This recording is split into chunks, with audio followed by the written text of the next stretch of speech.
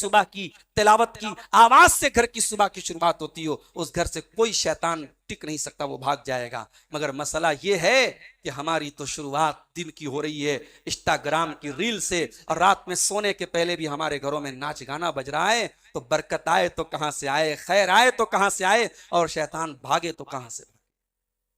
वह युज़क्कीहिम, वो नबी तुम्हारा तज़किया करने आए थे। आज अफसोस की बात है, मुझे बताया हमारे सऊद भाई ने कि इस इलाके में 6 मस्जिदें हैं। अल्हम्दुलिल्लाह, मस्जिद तो बना ली शब भर में ईमा की हरारत वालों ने, मन अपना पुराना पापी था बरसों में नमाजी बन न सका। नबी अकरम दुनिया से जा रहे हैं, आखिरी लफ्ज आपकी जबान से क्या निकला?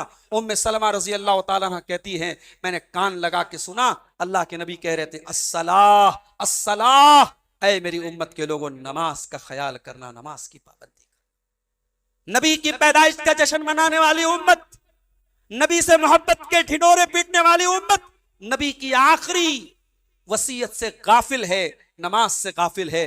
हम दुकान पर बैठे हैं, कारोबार कर रहे हैं, बिजनेस कर रहे हैं, फजूल कामों में लगे हैं, हय्या अलस सलाह की आवाज आ रही है। और बनारस से भी हमारे एक साथी आए हैं, वो बताने लगे मौलवी साहब हमारी मस्जिद में किसी किसी दिन फजर की नमाज में सिर्फ 2 लोग रहते हैं, जो अजान देता है वो बेचारा और एक आदमी, और ये 2 लोग मिलकर के फजर की नमाज पढ़ते हैं।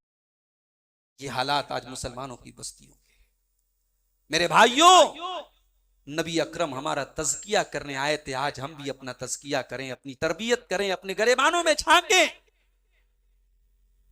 कुरान कहता है रिजालुल्ला तुल्हीहिम तिजारतुन वला बैउन अन ज़िक्रिल्लाहि व इक़ामिस्सलाह। मेरे नेक बंदे वो हैं, मेरे मुत्तकी बंदे वो हैं जो कारोबार भी करते हैं, लेन देन भी करते हैं, मगर उनका कारोबार उनको नमाज से गाफिल नहीं करता, अल्लाह के जिक्र से गाफिल नहीं करता। यखाफून यौमन ततक़ल्लबु फीहिल क़ुलूब वल अबसार, क्योंकि उनको कयामत के दिन का डर होता है, उनको अल्लाह के सामने जवाबदेही का डर होता है। नमाज की पाबंदी करो मेरे प्यारे साथी, तज़किया करें हम और आप अपना, अपने गरेबानों में झांकें। आज हमारे नौजवानों की रातें कहां गुजर रही, हमारी जवान बेटियों की रातें कहां गुजर रही हैं। बाप ये सोच रहा है कि हमारी बेटी कमरे में अकेली सो रही है, नहीं, वो इंस्टाग्राम पर 50 नौजवानों के बीच में रात गुजार रही है, वो फेसबुक पर सैकड़ों नौजवानों के बीच में रात गुजार रही है। आपको यह लगता है कि आपका बेटा कमरे में अकेले सो रहा है, नहीं, सोशल मीडिया पर वो अकेला नहीं है, सैकड़ों लड़कियों और खवातीन के झुरमुट में वो बैठा हुआ है। इस मोबाइल ने और इस सोशल मीडिया ने आज हया और पर्दा और शर्म और गैरत का तैया पांचा करके रख दिया है।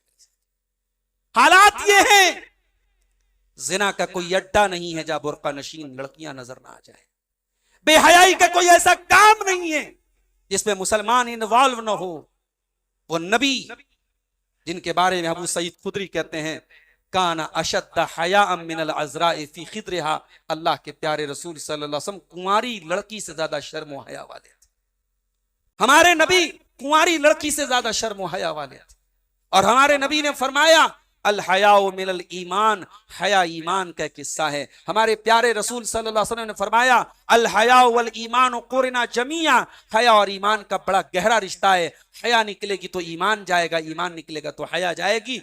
आज उस नबी का कलमा पढ़ने वाला हया से दूर है। मेरे भाइयों, अपनी बच्चियों को हया वाला बनाओ, अपने बच्चों को हया वाला। और ये बात याद रखो, मैं एक तरफा बात नहीं करता, हम औरतों की बात करें, हम उनके पर्दे की बात करें, और मर्दों को खुली छूट देते पर्दे में निकलना, ये बहुत अच्छी चीज है, मगर ये काफी नहीं है।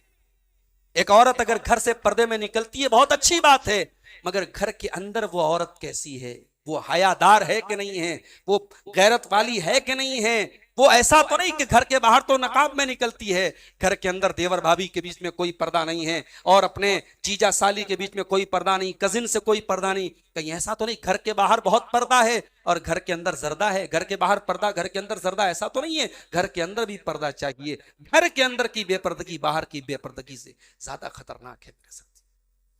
हजरत आयशा को देखिए, एक आदमी हजरत आयशा से मिलने के लिए आता है और अंदर आने की इजाजत मांगता है। हजरत आयशा कहती आप कौन है? कहता है मेरा नाम अफला है। मैं अबुल क़ुवैस का भाई हूं। अबुल क़ुवैस की बीवी ने हजरत आयशा को दूध पिलाया था। अबुल क़ुवैस हजरत आयशा के रजाई बाप थे और उनका भाई अफला मिलने के लिए आता है और कहता है कि अय अम्मा आयशा, मैं आपका रजाई चाचा हूं, मेरे भाई की बीवी ने, मेरी भाभी ने आपको दूध पिलाया है, मैं आपके लिए महरम हूं, मैं गैर महरम नहीं, मुझसे पर्दा करने की जरूरत नहीं। मेरी प्यारी माँ और बहनों, एहतियात देखो अम्मा आयशा की, परहेजगारी देखो अम्मा आयशा की, पाक दामनी देखो अम्मा आयशा की। अम्मा आयशा ने इतने पर बस नहीं किया, कहा नहीं, मुझे किसी औरत ने दूध पिलाया है, तुम तो मर्द हो, मैं कैसे मान लूं कि तुमसे पर्दा नहीं करना है। जब तक मैं कन्फर्म न कर लूं जनाब मोहम्मद रसूलुल्लाह सल्लल्लाहु अलैहि वसल्लम से, मैं तुम्हें अपने पास आने की और महरम की हैसियत से अपने घर में आने की इजाजत नहीं दूंगी। जब अल्लाह के रसूल आए और अल्लाह के रसूल सल्लल्लाहु अलैहि वसल्लम से हजरत आयशा ने पूछा और आपने तस्दीक की कि हाँ आयशा, इन्नमा हुआ अम्मू की, चूंकि उनकी भाभी ने तुमको दूध पिलाया है।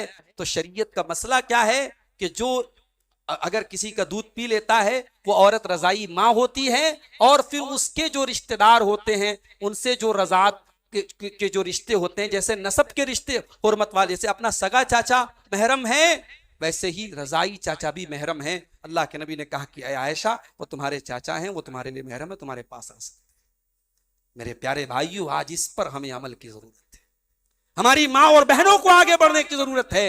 और एक, अगर आपका अंतरी बाजार का ये इलाका और बगल में ये महमूदवा ग्रांड का इलाका, अगर आपके गांव के लोग अगर ये तय कर लें कि साहब हमें जहेज और बारात से पाक सुन्नत के मुताबिक शादी करना, अगर इस एक गांव से शुरुआत हो जाए, इंशाअल्लाह आप देखेंगे उसकी बरकत से इस गांव का और इस इलाके की तस्वीर इंशाअल्लाह बदल जाएगी। मेरे से अल्लाह हम सबको इसकी तौफीक अता फरमाए।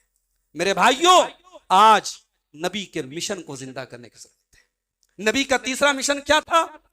वयुअल्लिमुहुमुल किताब वल हिकमा, और नबी तुम्हें किताब और हिकमत की तालीम देने के लिए आए थे। नबी तुम्हें कुरान और सुन्नत को सिखाने के लिए आए थे। आप नेपाल की बॉर्डर के करीब रह रहे हैं, हालात पर आपकी बड़ी गहरी नजर है।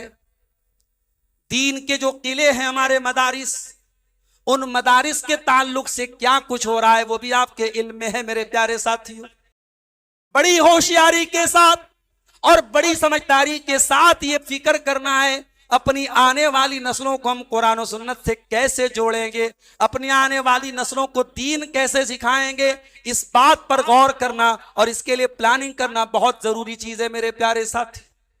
इसलिए कि हमारा बेटा या बेटी इंटर कर ले, ग्रेजुएशन कर ले, मास्टर्स कर ले, पीएचडी कर ले, दुनिया की आला से आला तालीम हासिल कर ले, कोई प्रॉब्लम नहीं, बहुत अच्छी बात है।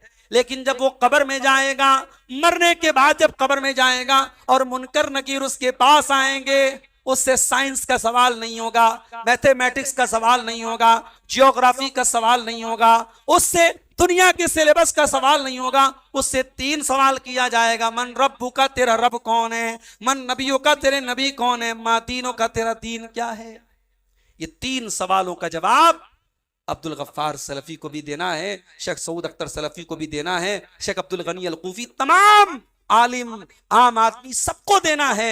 इन 3 सवालों का जवाब हमें कब्र में देना है मेरे भाई। और जब ये 3 सवालों का कोई बंदा सही जवाब देगा और फरिश्ता पूछेगा वमा युदरी का, तुझे जवाब कैसे पता चला, तो बंदा कहेगा करा तो किताब अल्लाह फआमनतु बिही वसद्दक़तु, मैंने अल्लाह की किताब को पढ़ा था, मैंने कुरान को पढ़ा था, मैंने कुरान का इल्म हासिल किया था। मेरे भाइयों, अल्लाह ने अगर आपको साहिब औलाद बनाया है, एक बच्चे को जरूर आलिम बनाओ, एक बच्ची को जरूर आलिमा बनाओ। घर में कोई एक तो हो जो आपके मरने के बाद खड़े होकर आपकी जनाजे की नमाज तो पढ़ सके, कोई एक तो हो आपके घर में जो आपके घर में कुरान की तिलावत कर सके, जो आपके घर में इल्म दीन की रोशनी को बिखेर सके। मेरे नबी आए थे इल्म तालीम देने के लिए आए थे और किताब और हिकमत की तालीम से हमें रोशनास करने के लिए आए थे। तो नबी की बेसत के ये 3 मकसद है मेरे प्यारे साथियों। नबी कुरान की आयतों को पढ़ने के लिए आए, नबी हमारा तज़किया और तरबियत करने के लिए आए, और नबी हमें कुरान और सुन्नत की तालीम देने के लिए आए। हम और आप आज रबीउल अव्वल का ये महीना है, अगरचे इसमें बहुत इख्तलाफ है कि अल्लाह के रसूल की पैदाइश की तारीख क्या है, मगर इस पर तकरीबन अक्सर सीरत निगारों का इत्तेफाक है कि रबीउल अव्वल के महीने में अल्लाह के नबी की पैदाइश हुई थी। हम ये मानते हैं, लेकिन हम इस महीने को एक नबी के पैदाइश के जश्न के साथ जोड़ा जाए, हम इस चीज को मुनासिब नहीं मानते। हम ये कहते हैं नबी को किसी एक दिन क्यों याद रखा जाए, नबी का जिक्र किसी एक दिन क्यों किया जाए। अरे हम तो नबी की शान ये समझते हैं कि नबी को साल के 365 दिन याद रखा जाए, नबी को हर दिन, हर घंटा, हर मिनट याद रखा जाए, और नबी की सीरत और किरदार को अपनी सीरत और किरदार में ढाला जाए। इसलिए कि अल्लाह कुरान में कहता है, लक़द कान लकुम फी रसूलिल्लाहि उस्वतुन हसना, ए मुसलमानों तुम्हारे लिए अल्लाह के प्यारे रसूल की जिंदगी में बेहतरीन नमूना है। अल्लाह के रसूल की जिंदगी हर एतबार से नमूना है। किसी को अच्छा बाप बनना है, वो देख ले फातिमा के बाप की सीरत कैसी थी। किसी को अच्छा शौहर बनना है, वो देख ले खदीजा और आयशा के शौहर कैसे थे। किसी को बेहतरीन मुरब्बी बनना है, वो देख ले अल्लाह के प्यारे नबी ने सहाबा की कैसे तरबियत की थी। किसी को अच्छा टीचर बनना है, वो देख ले असहाबे सुफ़्फ़ा को तालीम देने वाले मुअल्लिम कायनात कैसे थे। किसी को अच्छा इंसान बनना है, वो देख ले कि जनाब मोहम्मद रसूलुल्लाह सल्लल्लाहु अलैहि वसल्लम की इंसानियत कैसी थी। मेरे प्यारे साथियों, जिंदगी की हर शोबे और हर पहलू में अल्लाह के नबी हमारे लिए उसवे हसना हैं, और आज नबी की सीरत को अपने अंदर ढालने की और नबी की सीरत को अपनाने की ज़रूरत है। ये चंद बातें मैंने आपके सामने रखी हैं, अल्लाह से इस दुआ के साथ और इस उम्मीद के साथ कि हम सब इंशाअल्लाह नबी के मिशन को याद रखेंगे, नबी की सीरत को याद रखेंगे, नबी को उसवे हसना बनाने की कोशिश करेंगे। जिन भाइयों की मेहनत से आज की ये मजलिस मुनक़िद हुई है, अल्लाह उनकी इस कोशिश को कबूल फरमाए, अल्लाह हम सब के यहाँ जमा होने को कबूल फरमाए। रब्बुल आलमीन हमें कहने सुनने से ज़्यादा अमल की तौफीक अता फरमाए। इलाही आलमीन अपने नबी की सच्ची मोहब्बत हमारे दिलों में पैदा फरमा दे, नबी के सहाबा, नबी के अहले बैत की भी सच्ची मोहब्बत हमारे दिलों में पैदा फरमा दे। हमारे वो भाई जो नबी की मोहब्बत के नाम पे आज बिदात और खुराफात में मुब्तला हैं, अल्लाह ताला हमारे उन भाइयों को सही समझ अता फरमाए, उन्हें मोहब्बत रसूल का सही मतलब समझने की तौफीक अता फरमाए। इलाही आलमीन हमें अपने अखलाक को भी नबी के अखलाक की रोशनी में संवारने की तौफीक अता फरमाए। अल्लाह हमें अपने हैं नहीं ठीक है, वालेकुम सलाम। अच्छा, हमारे ये बुजुर्ग कह रहे हैं कि बारिश नहीं हो रही है, दुआ कीजिए। अल्लाह ताला से हम सब दुआ करें। मस्जिद में बैठे हैं बहुत सारे लोग हैं, पता नहीं किसकी दुआ अल्लाह कबूल कर ले। अल्लाह रहमतों वाली बारिश हम सबको अता फरमाए। यहाँ पर हमारे सऊद भाई कह रहे हैं कि थोड़ा सा वक्त और बढ़ा दीजिए, मगर मैं समझ रहा हूँ इशा के बाद मुसलसल आप बैठे हैं, बढ़ाना मुनासिब नहीं है। बस हम ये समझ लें कि अगर कहीं बारिश बहुत ज़्यादा हो रही है, वो भी हमारे आमाल की सज़ा है, और कहीं बारिश को अल्लाह ने रोक लिया है, वो भी हमारी बदअमालियों की सज़ा है। हम तौबा करें, अल्लाह के आगे गिड़गिड़ाएं, ज़रूर अल्लाह हमारी हम पर रहमतों की बारिश नाजिल करेगा। अल्लाह ताला हमें गर्मी के इस तकलीफ से और इस मुसीबत से अल्लाह हमें नजात अता फरमाए। अल्लाह रहमतों वाली बारिश हम सबको अता फरमाए। रब्बुल आलमीन हमें से जो बीमार हैं उनको शिफाए कामिला अजला अता फरमाए। जो रोज़गार से परेशान हैं, अल्लाह उनके कारोबार में बरकत नसीब फरमाए। रब्बुल आलमीन हमारे दिलों में एक दूसरे की मोहब्बत और उल्फत पैदा फरमाए। अगर दिलों में एक दूसरे के लिए कीना है, कपट है, हसद है, जलन है, अल्लाह उसको निकाल करके पाक साफ कर दे हमारे दिलों को। परवरदिगार हमारे नौजवानों की इस्लाह फरमाए, हमारी माँ बहनों की इस्लाह फरमाए। इलाही आलमीन जब तक दुनिया में जिंदा रखे, इस्लाम पर जिंदा रखे, और हम सबका खात्मा ईमान पर हो। आमीन व आखिर दावाना अनिल हम्दुलिल्लाहि रब्बिल आलमीन व सल्लल्लाहु तआला अला नबीना मुहम्मद व अला आलिहि व सहबिहि अजमईन। वस्सलामु अलैकुम व रहमतुल्लाहि।